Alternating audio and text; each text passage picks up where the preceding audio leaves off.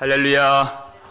사랑하는 여러분 반갑습니다. 오늘 이 밤에 하나님께서 우리를 귀하게 여겨주시고 주의 말씀으로 새롭게 해주시는 그 은혜를, 새 사람 되게 하시는 그 은혜를 풍성하게 누릴 수 있기를 주의 이름으로 축원합니다. 사도 바울이 예루살렘에 올라가면서 각 도시에서 하나님께서 심으신 하나님의 백성들, 성도들, 다시 말해서 위로하는 자들을 만나게 되었습니다. 오늘 본문 바로 위에 있는 16절에 보면 예루살렘에 들어갈 때에도 사람들을 만나죠. 우리 16절 말씀 성경책으로 함께 읽겠습니다. 가이사랴에 몇 제자가 함께 가며 한 오랜 제자 구브로 사람 나손을 데리고 가니 이는 우리가 그의 집에 머물려 함이라. 아멘. 이렇게 되어 있어요. 지금 성령의 감동으로 바울이 예루살렘에 들어가면 많은 환난과 결박이 기다리고 있다는 것을 여러 차례 성경이 우리에게 가르쳐 주었습니다. 그러니까 예루살렘은 바울에게 큰 고통이 주어지는 그 땅이에요. 보통 사람들은 고난이 있는 사람하고 함께하지 않습니다. 고통당하는 사람 멀리합니다. 왜냐하면 옆에 있으면 나도 힘들어지기 때문에. 그러나 여러분, 성령의 사람은 예수 그리스도의 이름을 위하여 고난당하는 자들과 함께하는 것입니다. 그것이 우리 주 예수님 살아계신다는 증거가 되는 인생인 것입니다. 내가 주 예수 그리스도의 부활의 증인되어서 복음을 증거하는 것도 주님 살아계심을 나타내는 일이지만, 그 예수 이름과 복음과 그의 나라를 위하여서 고난당하는 자와 함께하고 합력하고 동행하는 것도 주님 살아계심을 증거하는 삶이 되는 것이에요. 그 중에 나손이 있었다. 오래 믿은 신자 나손이 이제 그의 집이 예루살렘에 있었는데 바울을, 그의 일행들을 또 먹을 것을 주고 이렇게 잠자리를 제공해 주었다, 이렇게 말씀하고 있어요. 여러분, 손님을 대접한다는 것 하나님 명령해 주셨죠. 로마서 12장 13절을 보시면 읽겠습니다. 성도들의 쓸 것을 공급하며 손 대접하기를 힘쓰라. 아멘. 이게 주님 명령이에요. 여러분, 손님을 대접할 때 수고를 해야 되죠. 돈도 들죠. 그리고 여러 가지 번거로운 일들을 감수해야 됩니다. 그런데 주님이 여기서 명령하신 손 대접하는 것은 그때 당시 성도들이 살았던 그 상황을 살펴야 돼요. 환난과 핍박 가운데에서 집을 잃고 직업 잃고 유리방황하는 성도들을 영접해주는 그것을 말하는 것입니다.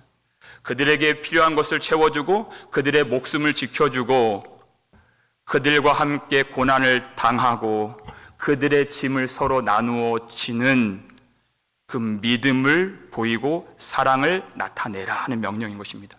그래서 로마서 그 다음 절을 보게 되면 너희를 박해하는 자를 축복하라, 이 말씀이 나오는 것이에요. 같이 박해를 받는 것입니다. 나손이 그렇게 해주었다는 것이에요. 그리고 또 한 가지, 나손이 바울과 함께하여서 그를 영접하고 그와 동행했던 중요한 의미는 바울이 예루살렘에 들어갈 때 그 성도들에게 환영을 받을 수 있도록 그와 함께 동행해 준 것입니다. 이것이 참 중요해요.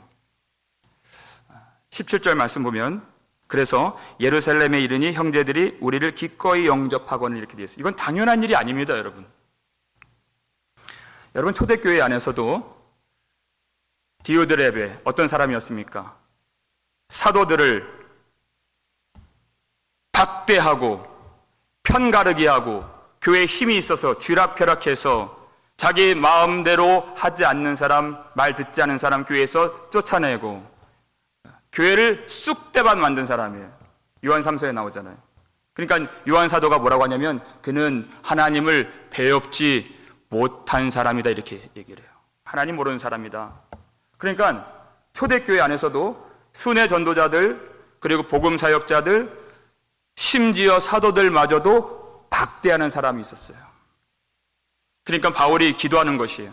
그 기도 내용이 로마서 15장 31절입니다. 읽겠습니다. 나로 유대에 순종하지 아니하는 자들로부터 건짐을 받게 하고 또 예루살렘에 대하여 내가 섬기는 일을 성도들이 받을 만하게 하고, 이렇게 되어 있어요. 이제 예루살렘에 가면은 고난을 당할 텐데 하나님 나를 건져 주옵소서. 여러분, 로마서를 언제 썼느냐면요, 에베소에서 3년 동안 사역을 하고 다시 마게도냐로 거꾸로 갔다가 그 밑에 아가야 고린도 지역, 그 헬라 지역 3개월 동안 머물 때 로마서를 써서 보낸 것이에요. 그리고 다시 밀레도로 와서 이제 예루살렘에 온 것이죠. 그러니까 예루살렘에 갈 것을 준비하면서 기도하면서 그 편지를 쓴 것인데, 예루살렘 성도들이 하나님, 우리를 이 마게도냐 사람들이 그들을 위하여 거둔 헌금을 받을 수 있도록 역사해 주옵소서 한 것이에요. 왜냐하면 이방인들이 거둔 열매이기 때문에, 만일 그것을 받지 않는다면, 만에 하나 그런 일이 발생된다면 유대에 있는 성도들이 이방에 세워진 교회와 성도들을 인정하지 않는다는 뜻이에요. 결코 그런 일이 있어서는 안 되기 때문에 하나님, 저들이 우리가 가는 것을 환대하고 영접할 수 있도록 주님께서 그들의 마음의 문을 열어 주옵소서 하는 것이에요. 제가 이 말씀을 준비할 때 똑같이 기도했습니다. 하나님, 오늘 우리 이 밤에 은혜를 부어주시고 마음의 문을 열어주셔서 제가 하나님의 말씀을 들고 설 때 하나님의 말씀이 하나님의 백성들에게 환대를 받도록 역사해 주시옵소서 하는 것이에요. 그리고 우리 서로가 주님의 영광을 보고자 이 밤에 모일 때 서로가 환대하고 하나 되는 성령의 역사를 허락하여 주시옵소서. 이거 당연한 것이 아니에요. 하나님이 마음의 문을 열어주시고 우리에게 은혜를 부어주셔야 될 일이기 때문이에요. 기도가 필요하다는 것입니다. 바울이 기꺼이 영접을 했다는 그 환대를 받았어요. 근데 그것은 비공식적 모임이었어요. 그리고 그 이튿날 이제 야고보 사도하고 이제 장로들을 공식적으로 만납니다. 그리고 사역의 보고를 펼치는 것이에요. 그 말씀이 19절이죠. 19절 함께 읽겠습니다. 바울이 문안하고 하나님이 자기의 사역으로 말미암아 이방 가운데서 하신 일을 낱낱이 말하니. 아멘. 바울이 자기 일이라고 말하지 않습니다. 하나님이 자기의 사역으로, 우리 주인의 사역인 것이에요. 그 일로 말미암아 그가 수고하고 많은 교회를 세웠다고 말할 수도 있겠지만, 내가 수고한 것이 아니에요. 그 모든 이방인들이 주께 돌아오게 하신 하나님의 일을 낱낱이 말했다는 것이, 하나님의 사역이요 그 성취는 하나님의 역사라고 말했다는 것입니다. 그리고 하나님께만 영광을 돌리는 것이, 우리가 나눔을 할 때, 삶의 간증을 할 때 모든 영광이 하나님께로 돌려져야 되는 것이, 하나님께로만 찬양이 돌려질 수 있도록. 그래서 그 20절 말씀 앞부분 보니까 그들이 듣고 하나님께 영광을 돌리고 이렇게 되어 있는 것이, 오로지 하나님이 하신 일들을 그들이 찬양했다는 것입니다. 그런데 문제가 있어요.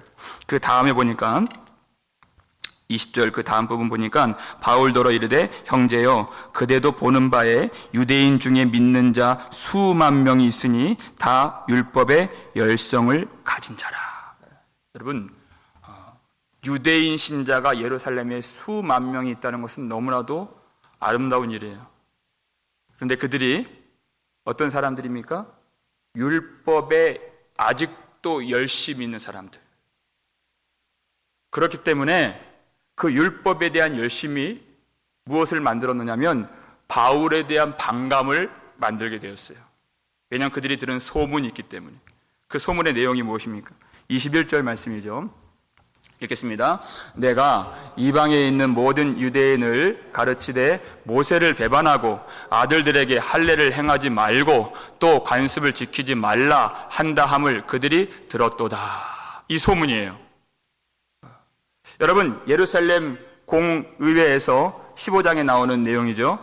구원의 조건이 무엇입니까? 율법 준수나 할례를 받음이 아니라 오직 주 예수의 은혜로 구원을 받는 줄 우리는 믿노라. 그것이 선포된 것이. 그 결이 되었어요. 다른 것은 절대 구원의 조건이 될 수 없다.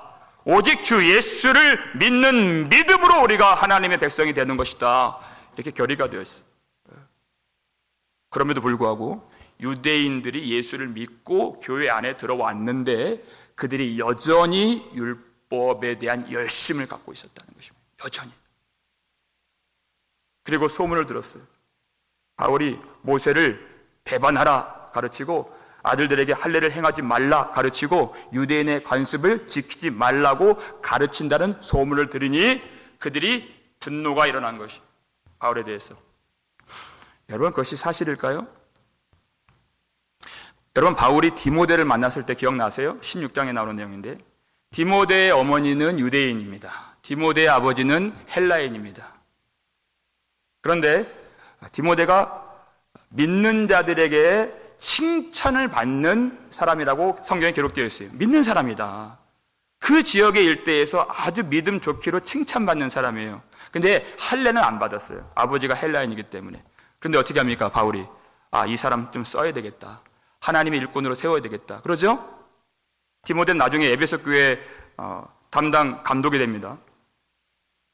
그런데 이를 써야 되겠다 하면서 디모데를 끌고 할례를 행하니 이렇게 돼 있어요. 왜요? 이건 구원의 조건이 아니에요. 앞으로 유대인들에게 복음을 전해야 되는데 어머니가 유대인이면 유대인이거든요. 그런데 유대인이면서 할례를 받지 않는 것이 복음 증거에 방해가 될 수 있기 때문에, 거부감을 살 수 있기 때문에 구원의 조건과 아무 상관없이 전도를 위하여서 할례를 행했다는 것입니다. 할례를 행했어요. 예수 그리스도의 영광을 위해서. 또 고린도에서 있었던 일이에요. 오늘 설교 제목도 머리를 깎은 그 내용이 제목으로 나왔는데, 고린도에서 그가 머리를 깎았다는 대목이 있죠. 18장 18절을 볼까요? 읽겠습니다. 바울은 더 여러 날 머물다가 형제들과 작별하고 배 타고 수리아로 떠나갈새 브리스길라와 아굴라도 함께 하더라. 바울이 일찍이 서원이 있었으므로 겐그리아에서 머리를 깎았더라. 아멘. 여러분, 이광현 목사가 플러튼 한 미용실에서 머리를 깎았더라. 여러분, 이게 대수입니까? 그냥 덥수룩하니까 깎은 거예요. 근데 바울이 머리를 깎았다는 것은 성경에 기록될 정도로 아주 중요한 사안이에요. 왜? 일찍이 서원이 있었기 때문에.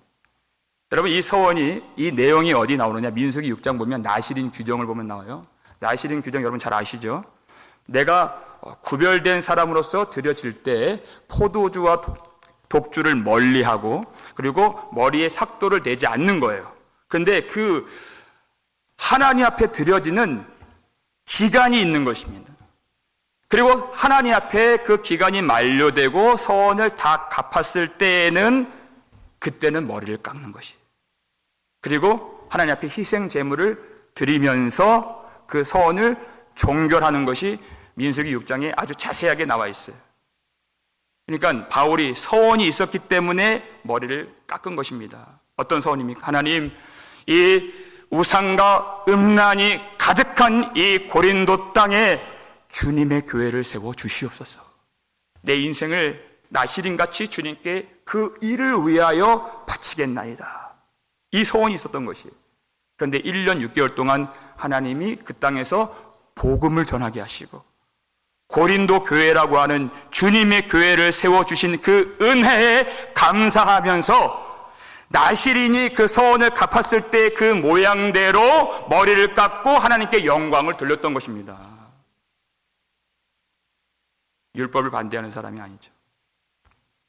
그리고 우리가 바울이 이 예루살렘에 오기 위하여서 성경 기자가 누가가 아주 치밀하게 철저하게 날짜를 계산했던 것을 우리가 기억해요. 왜 날짜를 그렇게 치밀하게 계산하면서 여기까지 왔습니까? 오순절 절기에 맞춰서 오려고 그렇게 노력을 했다. 애를 썼다 하는 것이죠. 아무 때나 온 것이 아니에요. 오순절을 지키기 위해서. 그러니까 지금 유대인 신자들이 퍼뜨리고 있었던 소문들은 사실이 아닙니다. 물론 바울의 서신서를 보면 율법에 대해서 강력하게 규탄하고 반대하는 듯한 그런 말씀들이 많이 나와요. 왜냐하면 그것을 구원의 조건으로 삼기 때문에 율법의 행함으로써 의를 얻고자 하는 잘못된 가르침을 반대하기 위하여 구원은 사람의 의에 있지 아니하고 오로지 하나님의 은혜와 하나님의 의에 있다는 것을 제대로 고쳐 바로 잡기 위하여서 그런 표현들을 썼던 것입니다. 야고보하고 장로들은 지금 바울이 오해를 받고 있다는 사실을 알고 그 오해를 불식시키기 위해서 한 가지 제안을 해요.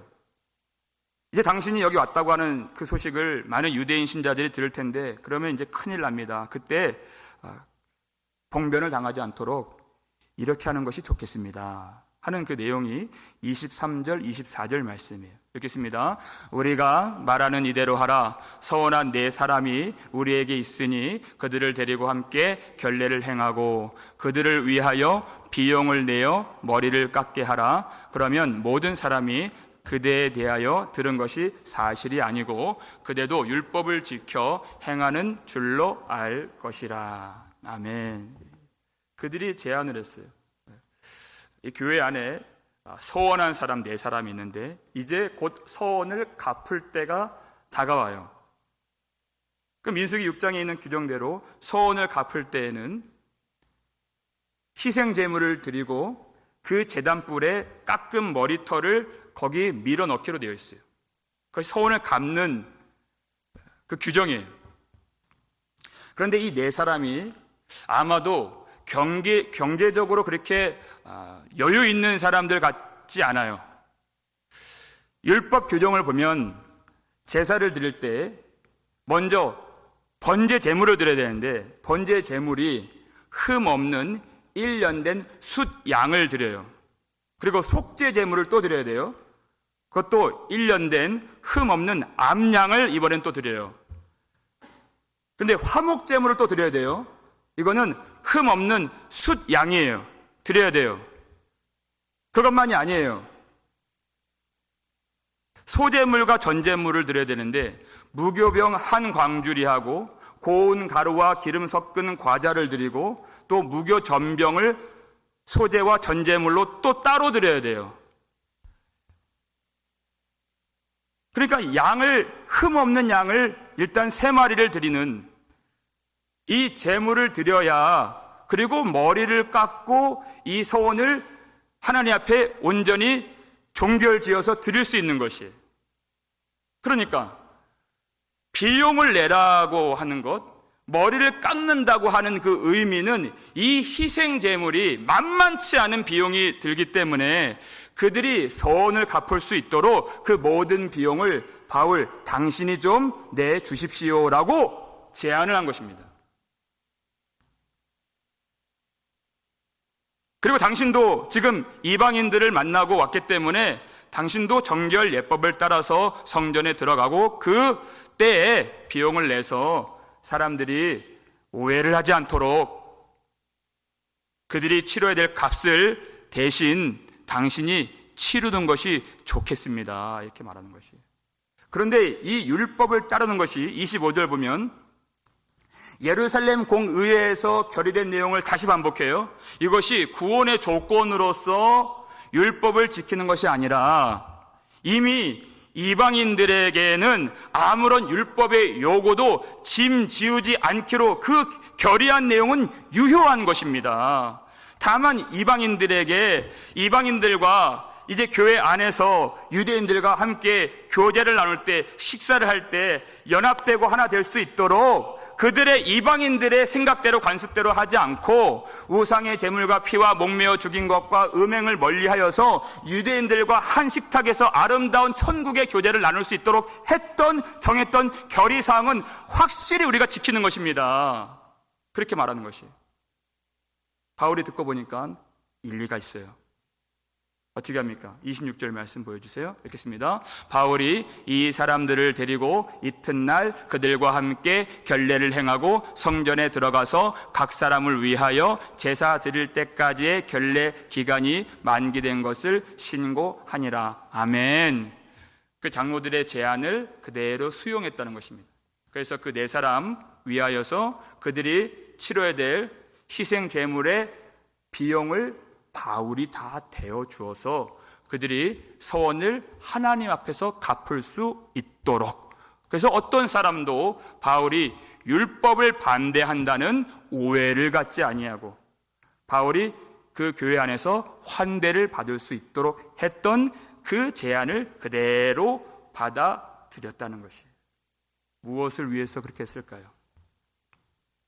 그 수만 명에 해당하는 유대인 신자들이 온전히 구원을 받을 수 있도록, 그들을 하나님의 백성으로 얻을 수 있다면야 내가 무엇을 못하랴 하는 그 마음을 가지고 했다는 것이에요. 여러분, 우리가 복음을 지키자는 것, 제가 새벽마다 주일마다 그 복음의 순수한 그 복음의 그 진실성을 지켜야 된다는 것, 사람들이 다 복음이라고 알고 있는 그것이 아니라 하나님이 말씀으로 주시는, 사람의 생각과 사람의 고집으로는 받을 수 없는 성령께서 우리에게 깨우쳐 주시고 성령께서 우리에게 가르쳐 주실 때에만 받을 수 있는 그 진실한 복음, 그것을 우리가 알아야 한다, 받아야 한다. 제가 누차 말씀을 드렸습니다. 그것은 우리만이 그것을 알고 있다고 하는, 누구누구는 틀렸고 우리가 맞다고 하는 그 자긍심과 그 높아진 마음을 위해서 그리하는 것이 아니라 한 사람이라도 정직한 그리고 제대로 된 복음을 통하여서 한 사람이라도 주님께 온전히 이끌어가기 위하여 우리가 이 복음을 순전한 복음으로서 지켜야 하는 그 사명이 우리에게 있다는 것을 기억해야 된다는 것입니다. 나는 알고 있고 저들은 모르고 있어, 내가 높아지는 그 일로 우리가 이 복음을 알자 하는 것이 아닙니다.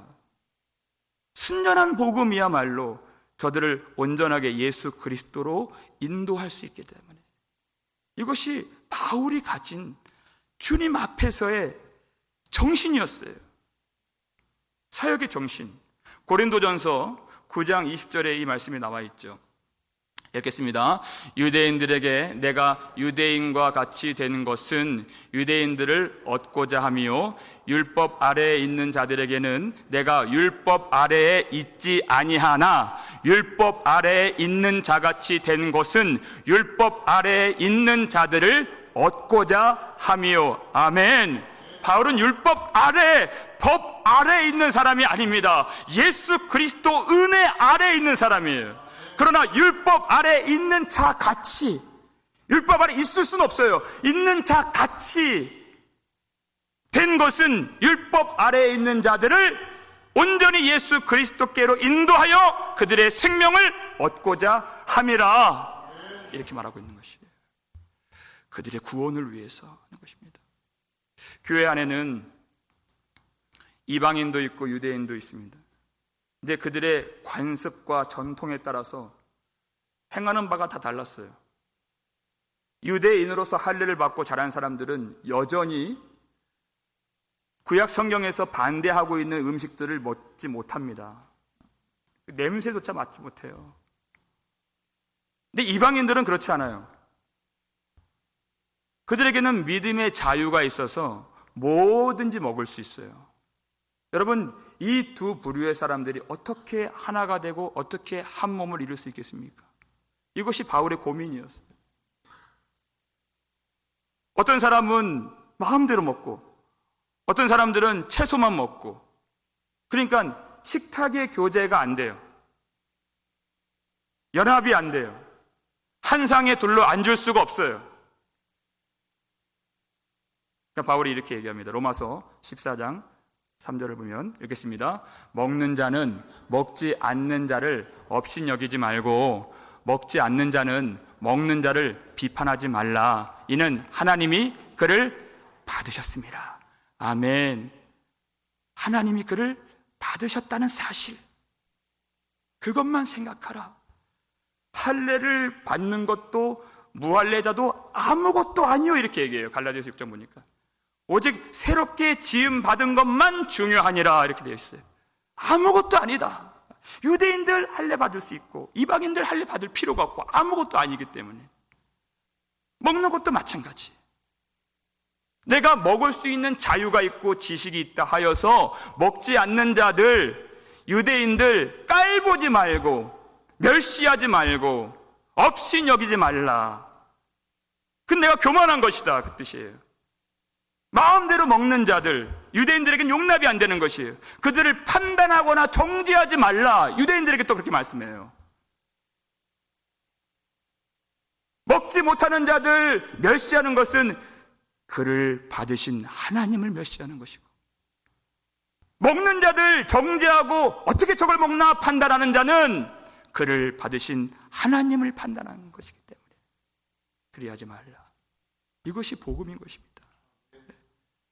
하나님이 그를 받으셨기 때문에, 하나님이 역사하시고 하나님이 이들이나 저들이나 지금도 온전케 해 주실 것을 바울이 믿었다는 것이에요. 여러분, 시간이 지나면 서원을 갖는다고 누가 번제를 드리고 속죄제물 드리고 누가 희생제물 드리겠습니까? 하나님이 역사하십니다. 새 시대가 도래했어요. 그러나 여전히 옛 전통과 관습이 남아있는 것입니다. 그런데 그것이 구원을 위협하지 않는다면 바울은 관대한 마음을 가져야 된다는 것이에요. 구원의 복음을, 그것을 해치지 않는 한에서 그들을 불쌍히 여겨서 하나님의 품으로 인도하는 것이 그의 사명이요 우리의 사명 된다는 것입니다. 설령 그들이 나를 미워하고 그들이 헛된 소문을 만들어서 나를 반대하고 나를 대적할지라도 그는 우리 동족이에요. 하나님이 받으신 사람들이기 때문에 그들을 불쌍히 여겨서 그들을 사랑함으로 온전한 복음을 알 때까지 섬기고 그들의 짐을 자기가 지겠다는 것입니다. 바울은 지금 율법을 지키는 것이 아니라 율법 속에 깊이 흐르고 있는 예수 그리스도의 법을 성취하고 있는 중인 것이에요.